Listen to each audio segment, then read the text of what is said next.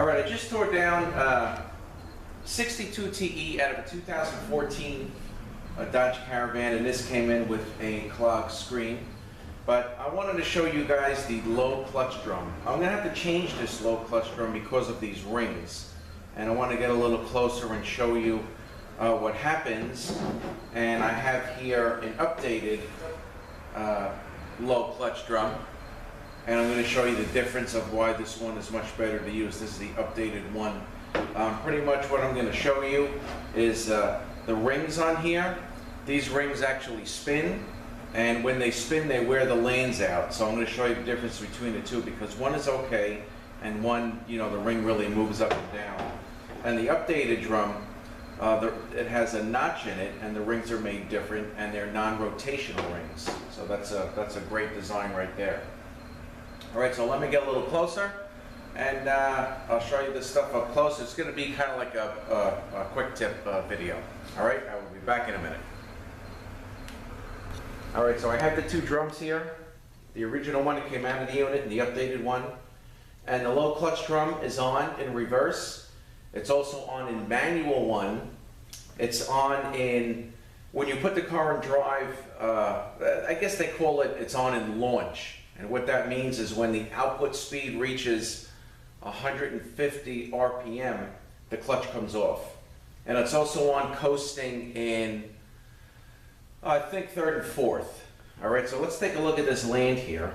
As you can see, this thing is definitely no good. Okay, these rings, with this style ring, it's allowed to spin. The ring spins. And of course, it really wears this land down. I mean, I've seen these things really bad. All right, this one's really not too bad on the bottom, but this top one, forget it. Cannot use this drum. All right, so the updated drum has a notch cut in it. I don't know if you can see that right here, and these have non-rotational rings. Let me just turn my light back on here.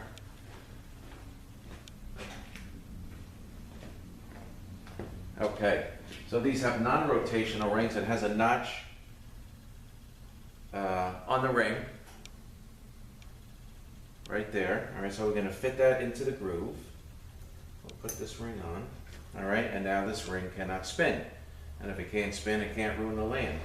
So, I don't know if I mentioned it, but this is an aftermarket drum, and these things work just fine. Compared to the OE drum, they're half the price. So, I just wanted to share this tip with you guys. You know, it is recommended that everyone that I do update the drum, because of course I don't want to have any problems with anything coming back on me under warranty.